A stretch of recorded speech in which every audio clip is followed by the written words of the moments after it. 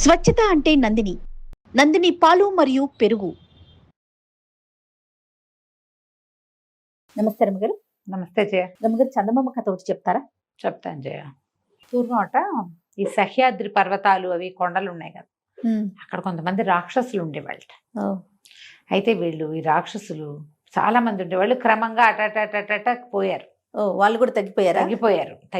మరి రావణాసురుడి తర్వాత అందరు తగ్గిపోలా. అవునవును. క్రమంగా ఈ మన చూడు రావణాసురుడి తర్వాత అంటే త్రేతాయుగం తర్వాత ద్వాపరయుగంలో రాక్షసుల గుంపు ఎంత? చిన్న గుంపే. అవునవును, చిన్న గుంపే. ఈ కంసుడి దగ్గర కొంత గుంపు అంతా పోయింది. తర్వాత ఇంకా హిడింబాసురుడు, ఆలంబాసురుడు అలాంటి వాళ్ళు ఇద్దరు ముగ్గురు మిగిలారు. హిడింబాసురుడి చెల్లెలే హిడింబ, ఆవిడ కొడుకే ఘటోత్కచుడు. అంతేగా కొద్ది కొద్దిగా ఉన్నారు. మనం రాక్షసుల లెక్కలో వేసుకోవాలి. రాక్షసుడే, తల్లి రాక్షసి కదా. అంతేనా?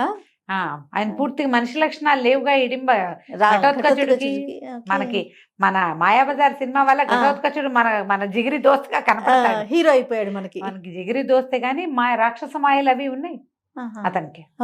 కానీ గుడ్ క్యారెక్టర్ కదా. క్యారెక్టర్ గుడ్డు అంటే ఒక మాదిరిగా గుడ్ అని చెప్పాలి. అదేలేండి, మాయాబజార్ పాండవుల కుమారుడు కాబట్టి మనుషులతోటి ఆయన ఏమి దుర్మార్గంగా ఉన్నట్టు అట్లా పెద్దగా ఏం కనపడదు మనకి. ఆయన భార్య కూడా రాక్షసే. అవునా? మరి రాక్షస జాతులని మనుషులతో పెరగలేదు కదా ఆయన. తల్లితో పాటు ఉండిపోయాడు. రాక్షస తల్లి ఆయన ఉన్నారు. వాళ్ళ రకం తక్కువ రాక్షసులు. మన కంసుడితోటి చాలా మంది వెళ్ళిపోయారు. తర్వాత కొద్ది కొద్దిగా మిగిలేరు. అక్కడక్కడ జాతులు చాలా తక్కువ. మన యుగాలు వచ్చేసరికి ఇంకా తగ్గిపోయింది. వాళ్ళకి ప్రవృత్తులు కూడా కొంత మారిన, ఏవో కొంత భీకరాకారాలు అలాంటివి ఉండేవి. మన కథల్లో అక్కడక్కడ ఒక రాక్షసులు కనిపిస్తారు చాలా కొద్ది మంది. ఈ రాక్షసుడు ఒకడు పైన ఉండేవాడు ఆ కొండ మీద.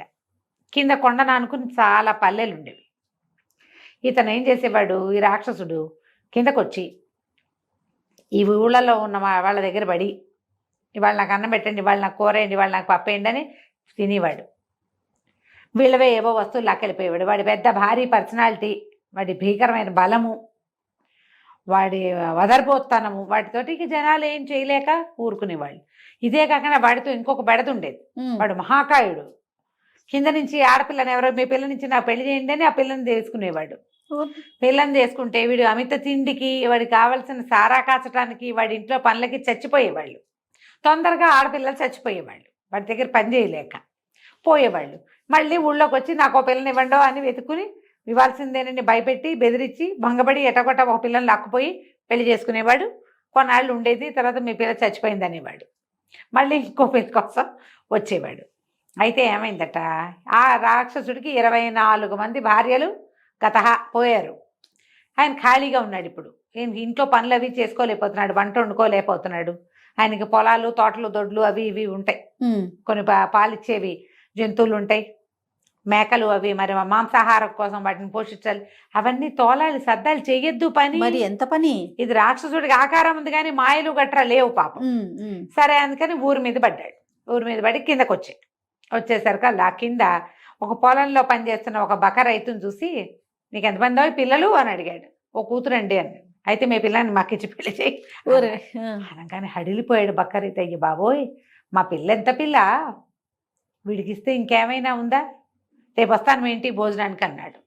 ఏం చేస్తాడు, భోజనం అయితే ఏదో చచ్చి చెడి పెడతారు, పిల్లనివ్వమంటే ఈయన వాళ్ళ ఏడ్చుకుంటూ ఇంటికి వెళ్ళాడు. పిల్ల ఏదో పాలు పితుకుతోంది.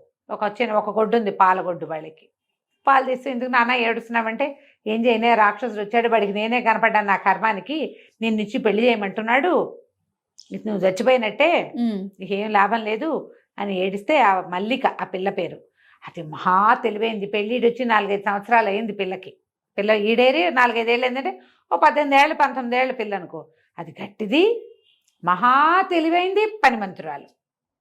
నాన్న అనవసరంగా ఏడవబాక నాన్న, ఒక ప్లాన్ చెప్తా, నేనే మాటలు మాట్లాడతానో అవే మాట్లాడాలి, నేను చెప్పిన పని చేస్తావా. తండ్రి పిల్ల తెలివితేటల మీద చాలా నమ్మకం ఆయనకి. అంతకుముందు గొడ్డు గోదా కూడా లేదు. ఇప్పుడు ఓ పాలగొడ్డు ఉంది, ఒక 2 మేకలు ఉన్నాయి వాళ్ళకి, ఓ 25-30 కోళ్ళు ఉన్నాయి. అన్నిటి గుడ్లు పెడితే చక్కగా పావలా దాచిపెడుతుంది. అది పెద్ద మగైన పిల్ల. సరేనన్నాడు. అయితే ఏం చెప్పిన ప్రకారం సరే ఏం చేశారు, ఈయన పోయి వంట కుందేళ్ళు, వంట వండుకునేందుకు బలిసిన కుందేళ్ళని కొనుక్కొచ్చాడు. బోళ్ళు ఖర్చు పెట్టాడు బాగా. కుందేళ్ళు పిల్ల చక్కగా కుందేళ్ళని బ్రహ్మాండంగా మసాలా గిసాలా దట్టించి ఊరు చేసింది. పెద్ద అండా నిండా కూర చేసింది. అక్కడి నుంచి మంచి రుచికరమైన సారా ఒకటి కొనుక్కొచ్చారు పళ్ళతోటి. ఓ పేపాడు అది.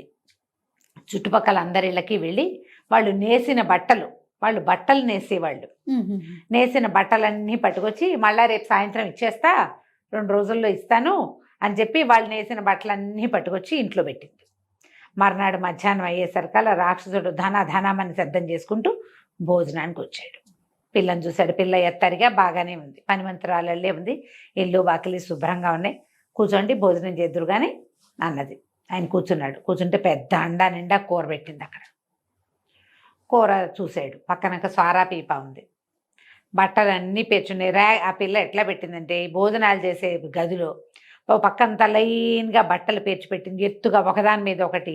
నేసిన బట్టలు ఏం చేస్తారు, ఇట్లా ఇట్లా మూర కొలతలతోటి మడుస్తారా, అవి ఇంత ఎత్తు వస్తాయి కదా, అట్టటి ఒక్కొక్కటి 10 చొప్పున 10 14 పెట్టింది.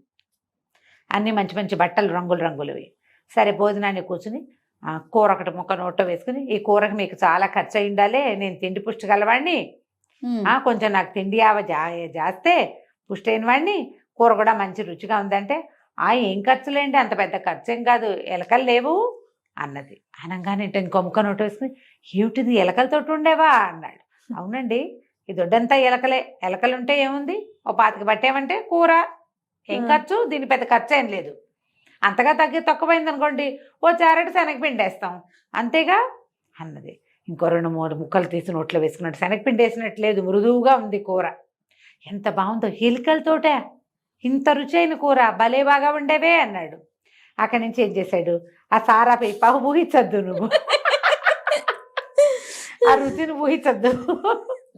అక్కడి నుంచి ఆ సారా పీప ఎంత పెట్టింది, ఇంత పీప ఒకటి పెట్టింది, ఒక 10 లీటర్లది. అందులోంచి ఒక లోటాడు సారా తీసుకుని అటు నోట్లో పోసుకుని, ఆహాహా చాలా బాగుంది, ఈ సారాకైనా మీకు చాలా ఖర్చు అయ్యి ఉండాలన్నాడు. అనేసరికి ఈయన అన్నాడు, పిల్ల తండ్రి మల్లిక వాళ్ళ నాన్న, ఖర్చుదేముందండి, సారాకేమవుతుంది, కుళ్ళిన పళ్ళన్నీ కుళ్ళితే వాటిని సారాగా చేస్తాం. ఏమిటి, కుళ్ళిన పళ్ళతో ఇంత రుచికరమైన సారా వస్తుంది, సారాలు ఎలా వస్తాయి, మంచి ద్రాక్షాసవం, అవి ఫ్రెష్ పండుతోటి అద్భుతమైన రుచి వస్తుంది, లేకపోతే ఏదో కుళ్ళు మళ్ళు వాసన వస్తూ ఉంటుంది, మత్తు కావటం కోసం తాగుతారు కానీ రుచి కాదు అందులో ప్రాధాన్యం. టేస్టీగా ఉండాలంటే ఫ్రెష్ ఫ్రూట్ తోటే చెయ్యాలి. ఇంకో 2 లోటాలు తాగి, ఆహాహా ఎంత బాగుంది, కుళ్ళిన పళ్ళతోటేనా అన్నాడు. అన్నాక అటు ఇటు చూసి, నీకు ఇంకేమైనా పనులు వచ్చా అంటే, నేస్తానండి, ఇదిగో ఈ వారం అంతా నేసాను, ఇంకా వెళ్ళాలి మార్కెట్కి అని. తీరా చూస్తే వాడి కళ్ళు పట్టల, ఇక్కడి నుంచి అక్కడ దాకా ఉన్నాయి మొత్తం బట్టలు. ఇదేం దుంపదేగా, పిల్ల ఎంత తెలివిగా ఉంది, ఎలుకలతో ఇంత రుచికరమైన కూరండిది, కుళ్ళిన పళ్ళతోటి సారా చేసేసింది, వారానికి ఇన్ని బట్టలు నేసేసింది. అమ్మ బాబాయ్ అనుకుని, అన్నిట్లోనే నీకు అన్నీ వచ్చు, ఎంతమందో పిల్లల్ని పెళ్లి చేసుకున్నాను, ఒక తెలివి తక్కువ దానికి ఇలాంటి పనులు రాలేదు, అయ్య బాబోయ్ ఎంత బాగుందో పని, చాలా బాగుంది అన్నాడు. అనేసి సరే బయటకు వచ్చాడు.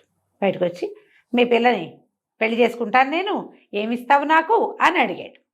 అడిగేసరికల్లా వాళ్ళ నాన్న మొహం చిట్లిచ్చి, మేమివ్వటం ఏంటండి, మా పిల్ల చాలా పనిమంతురాలు, మామూలు పనిమంతురాలు కాదు అది, దాన్ని కనుక ఎవరికైనా పెళ్లి చేశానంటే నాకు ఎంత నష్టం వస్తుందో, నాకు కూరల ఖర్చు, పళ్ళ ఖర్చు, సారా ఖర్చు, బట్టల ఖర్చు, అన్నీ ఖర్చులే. ఆ పిల్లని పెళ్లి చేయటం అంటే డబ్బులు తీసుకుని కానీ చెయ్యను నేను. మా ఊళ్ళో షావుకారు గారికి భార్య పోయింది, పిల్లని ఇవ్వమని వెంబడబడుతున్నాడు, నా ఎత్తు ధనం పోసినా నేను ఇవ్వనన్నాను అనేసరికల్లా రాక్షసుడు అన్నాడు, ఏంటి డబ్బులు అడుగుతావా నన్ను, మీ పిల్లని రేపు పొద్దున్నే ఎత్తుకుపోతే నీకు దిక్కులేదు తెలుసా అన్నాడు. డబ్బులు ఎందుకు అడుగుతాను, నన్ను ఎట్లా అడుగుతావు, షావుకారు అంటే మనిషి కాబట్టి భయపడతాడు, నేను రాక్షసుడిని, నాకేం భయం, అవును పిల్ల ఎత్తుకుపోతా అన్నాడు. ఎత్తుకుపోతా అంటే ఆయన అన్నాడు, మల్లిక వాళ్ళ నాన్న, ఓహో మీకు మా అమ్మాయి సంగతి తెలియదండి, మహామకురు అది, దాన్ని ముద్దుగా బంగారు తల్లిగా చెప్పి ఏమైనా చేయించవచ్చు, ఒక్కసారి దానికి కోపం వచ్చినా, కష్టంతో వచ్చినా, ముక్కలుగా కోసినా పని చేయదు, అది కోపం వచ్చిందంటే ఇక అంత పట్టు పని అంతే, దాంతో ముద్దుగా చేయించుకోవాలి, మీరేమిస్తారో చెప్పండి అనగానే బాగా ఆలోచించుకొని ఓ అమౌంట్ చెప్పాడు. చెప్తే నేను ఒప్పుకోలే, ఆ అమౌంట్కి అయితే కుదరదండి, మా పిల్లని వారానికి ఒప్పుకోవటం ఇంటికి పంపించగలను ఆ డబ్బులకి అంతే, దాన్ని శాశ్వతంగా మీకు పెళ్ళంగా పంపించాలంటే 1 ఇంటూ వారం, అంటే 1x7 చేయాలి మీరు, అంత చేస్తే ఏమైనా చూస్తానన్నాడు. ఇక పెంచుకుంటూ పెంచుకుంటూ పెంచుకుంటూ పోయాడు. రాక్షసుడు అనుకున్నాడు, బాగుంది, ఎంతో బాగుంది, మరి ఈ పిల్లని కనుక చేసుకుంటే తిండి ఖర్చు తగ్గిపోయింది, సారా ఖర్చు తగ్గిపోయింది, పైగా ఊపర్సే ఏమంటారు సోనేపే సుహాగా లాగా బట్టలు నేసేస్తుంది, అది బంగారంగా పై ఎత్తున పరి కదా. అక్కడి నుంచి మనకు బోళ్ళని గొర్రెలు ఉన్నాయి కొండ మీద, గొర్రె బొచ్చుతోటి శుభ్రంగా తివాసీలు గొంగళ్ళు కూడా నేసేస్తుంది పిల్ల. ఎంత డబ్బు! అవన్నీ ఆలోచించుకుని బోల్ డబ్బులు వస్తాయని సరేనని మొత్తానికి పెద్ద అమౌంట్ చెప్పాడు. చెప్పేసరికల్లా ఈయన అన్నాడు, అలాగేనండి, మీరు ఇంటికి వెళ్ళిపోండి, ఈ పూట రేపు మొత్తం డబ్బులన్నీ తెచ్చిచ్చి మరి మా పిల్లని నిశ్చార్థం పెట్టుకోండి అని చెప్పాడు. మర్నాడు రాక్షసుడు సరేనని పెద్ద మోటాడు డబ్బులు పుచ్చుకొచ్చి ఇదిగో అమ్మాయి, నేను కుదుర్చుకుంటాను పెళ్ళికి అన్నాడు. అనేసరికల్లా అని ఇదిగో మీ నాన్నకి ఇవి ఇస్తున్నాను అన్నాడు. మా నాన్న సంగతి సరే, మరి నా సంగతో అంది మల్లిక. నీ సంగతి ఏమిటి అన్నాడు. నాకు కావలసినట్టుగా నన్ను పెళ్లి చేసుకునేవాడు చక్కటి ఇల్లు ఒకటి కట్టి పెట్టాలి నాకు. నేను చెప్తా నాకు ఎట్లా కావాలో, ఏ గదిలో ఏముండాలో ఇల్లు. తర్వాత నాకు మెత్తటి పక్క కావాలి. ఓహో, ఈ పక్క ఎప్పుడు ఎలా కుదురుతుంది? ఒక ప్రత్యేకమైన వస్తువుతోటి పరుపు కుట్టాలి. ఆ పక్క మీద పడుకుంటే నేను సుఖంగా పడుకున్నానా ఎంత పనైనా చేస్తా. ఇప్పుడు చేసే పనికి 100 రెట్లు చేసేస్తా. హాయిగా పడుకోవాలంటే నాకు మెత్తని పరుపు, అద్భుతమైన పరుపు కావాలి. ఆ పరుపు కుట్టాలి అంటే ముసలి మన రాక్షసుడు అన్నాడు, ఏముందిలే, దీనికి ఇల్లు కట్టిస్తే ఆ ఇంట్లో మనమేగా ఉండబోయేది, అంతేగా, అలాగే నేను బ్రహ్మాండంగా కడతాను ఇల్లు అని చెప్పేసి నది ఒడ్డున చక్కటి ఇల్లు దుంగలతోటి కర్రలతోటి అవి ఇవి అన్నీ వాడే కొండ మించి మోసుకొచ్చేసి టపా ఇల్లు కట్టించేసాడు. ఇప్పుడు మన మల్లికి పోయి ఇల్లు చూసి వచ్చింది. ఈ ఇల్లు ఎంతో బాగుంది, కొండ కింద ఇల్లు. సరే, ఇప్పుడు నాకు పరుపు కావాలి కదా. ముసలమ్మ బాతీకలు పీకుతుంది. ముసలమ్మ ఈకలు పీకినప్పుడు వచ్చి బాతీకలన్నీ ఏరి దాంతో నాకు పరుపు తయారు చేద్దుగాను నువ్వని చెప్పింది. ఈ బాతు ఈకలు పీకడం అంటే ఏమిటి? ఈ ముసలమ్మ ఎవరు? వీళ్ళకి సీజన్లో మంచు పడుతుంది. అప్పుడు వీళ్ళు ఏమనుకుంటారంటే చంద్రుడిలో ఉన్న ముసలమ్మ బాతీకలు పీకుతుంది, పీకి విసిరేస్తుందిట. అవన్నీ ఇట్లా పింజలుగా కింద రాలుతాయి. మంచుని బాతీకలు అంటారు. సరే, నువ్వు బాతీకలు పీకే సమయానికి రా, నా పరుపు చేసి పెట్టు. ఆ పరుపు గనక నాకు సుఖంగా నచ్చిందా రేపే మన పెళ్ళి. ఓహో, ఈ రాక్షసుడు ఏమనుకున్నాడు, 4 నెలలు ఆగుదాం, ఏముంది మంచు పడేదాకా అని సరేనన్నాడు. ఇల్లు కట్టి తయారు చేసి పెట్టాడు. ఈ మల్లికి పోయి ఆ ఇంట్లో ఉండటం కూడా మొదలుపెట్టేసింది. ఆ ఇల్లు దాందైపోయింది. అక్కడి నుంచి మంచు పడ్డం మొదలుపెట్టింది. ఈ లోపల ఈ మల్లికి ఏం చేసింది, పెద్ద గుడ్డ సంచి ఒకటి కుట్టి పెట్టుకుంది సిద్ధంగా పరుపుకి. ఈ వీడొచ్చాడు రాక్షసుడు కిందకి. సన్నగా మంచు పడుతోంది, బాతీకలన్నీ పడుతున్నాయి కదా, అవన్నీ ఏరి సంచిలో వేయమంది. వంగి లేచి ఏరటం అంటే సింపులా పని? వీడు వేసినట్టే కరిగిపోతోంది. చివరికి మొత్తానికి ఆ రోజు సాయంత్రానికి ఆ పరుపు నిండింది. నిండాక ఈ అమ్మాయి ఏం చేసింది, దాని అంచులు మడిచి టకటకా చేత్తో కుట్టేసి పరుపుని లోపల లాక్కుపోయి, ఆ మంచు వేసిన పరుపుని లోపల లాక్కుపోయి ఒక చోట పెట్టి దాని మీద 2-3 బొంతలు పరిచి, ఈ రాత్రికి నువ్వు ఇక్కడే పడుకో, అదెంత సుఖంగా ఉందో నువ్వు తెలుసుకుంటే